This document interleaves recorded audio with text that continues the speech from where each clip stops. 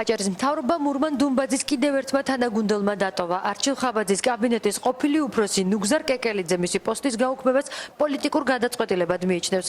მეოთხე არხთან ინტერვიუში კეკელიძე მთავრობის თავმჯდომარის, ფინანსთა მინისტრისა და მთავრობის აპარატის ყოფილი უფროსის, საკერბლოს ამჟამინდელი თავმჯდომარის მისამართით მძიმე ბრალდებებზე საუბრობს.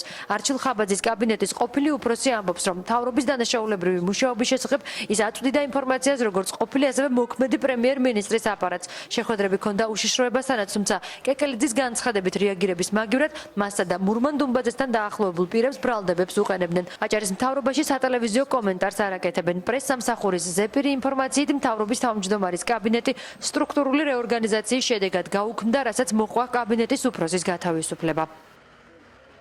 როგორც ჩანს, ცენტრალურ ხელისუფლებას არჩილ ხაბაძე აწყობს, იმიტომ რომ ისა მორჩილი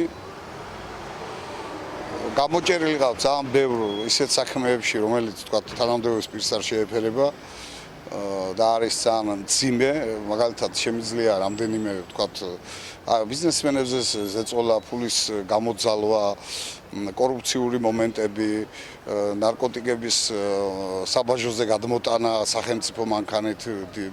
ამის საქმეს კურსში ფრაქციამ ჩააყენა ცენტრალური ხელისუფლება, მაგალითად ღარიბაშვილი და პოლის საბჭო. ამ ყველაფერში არჩილ ხაბაძე ჩარეული იყო და ის ამას მფარველობდა. არჩილ ხაბაძე და მისი ბანდა. ესენი არიან პირდაპირ გეტყვით, ესენი არიან ჭეიშვილი, ბალაძე, ხაბაძე, ხო და რამდენიმე ადამიანი, ვინც თქვათ ამ ფონს ქმნის რა აჭარაში. და ესენი არიან თბილისის ხელდასრულები, მათ როგორც ჩანს, ბიძინა ივანიშვილმა მიცა კარტ ბლანში და უშიშროების ერთად ამ ბიძურ საქმეს აკეთებენ.